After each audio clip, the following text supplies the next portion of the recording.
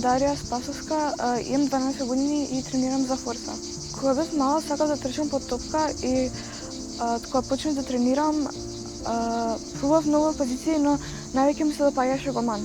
Затоа што ми се свија што можам да го спасам цел тим, како да им помогнам ако бранам. Реално за 5 години се замислувам во Шпанија на поголемите клубови, во поголемите стадиони, со повеќе успеси, повеќе гледаност женскиот фудбал е во Шпанија.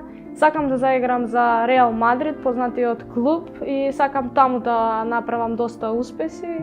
Сега за сега планирам да останам во мојот клуб Речица.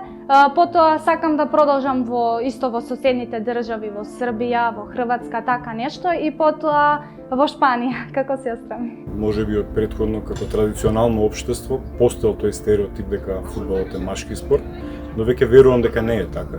Со новите генерации се менуваат и сваќањата, се адаптираме на она што е ново. Јас ќе кажам лично, мојата ќерка се бави со фудбал и тренира активно. Видете, се уште во општество постојат одредени стереотипи, но можам да кажам дека сум се сретнал со сосема спротивни во однос на ова е подобро од мене, игра подобро, значи шутира подобро, дава голови подобро, и тука се јава нека компетитивен дух.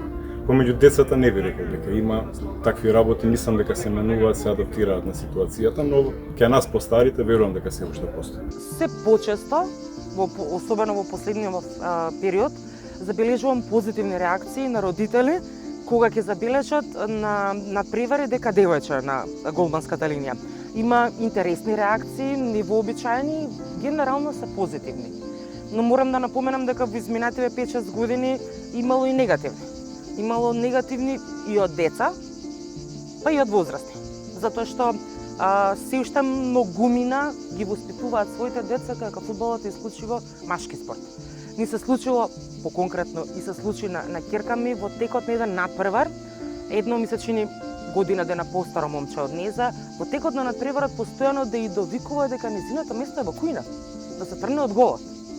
Имало ситуација во кој што луд татко од спротивнички тим реагира на некоја одлука на судија во однос на голманот, било фер, не било фер, па што бара девојчето тука да игра, и гласно да негодува пред надпреварот, за време на надпреварот и после надпреварот, да продолжи вознемирено, негативно да негодува за ситуацијата. Тоа не се сериозни инциденти, ама се доволни да на неза, на 10-12 годишно девојче, да и покажат дека светот е малце посуров кон девојчињата и дека треба да биде спремна да се бори малце повеќе од момчињата, за да може да успее, еве, во условно кажано, нивниот спорт.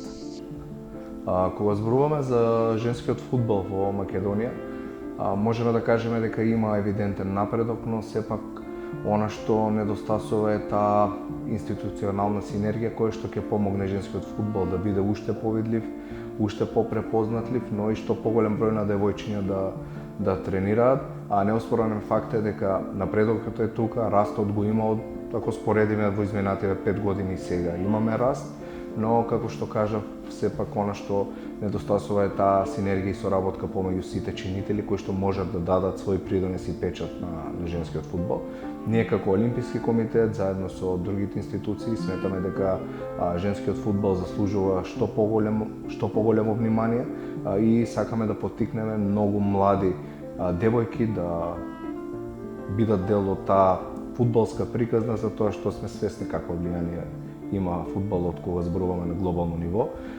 Сепак, она што е важно да тргнеме таа стигма дека фудбалот е машки спорт, туку не, веќе треба да зборуваме дека фудбалот е спорт каде што тренираат и жени и мажи, и најважното е да се навикнеме дека и жените имаат своја улога во овој спорт. Ние како Олимписки комитет правиме голем број на активности и располагаме со програми каде што поддржуваме млади девојки пред се да спортуваат, но работиме и на тоа да ги насочуваме во спортови кои што се препознатливи како машки спортови.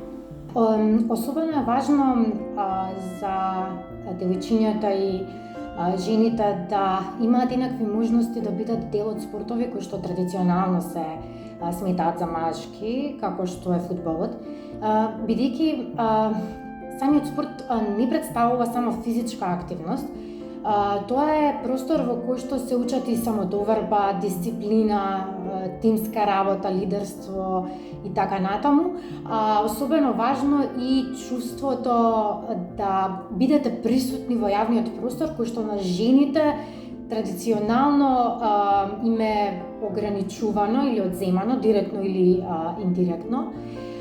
Така што кога на девојчињата уште од мали им испраќаме порака дека некои спортови можеби не се за нив, тоа е всушност порака дека одредени јавни простори или одредени соништа или можности не им припаѓаат на нив на исто ниво како и на момчињата.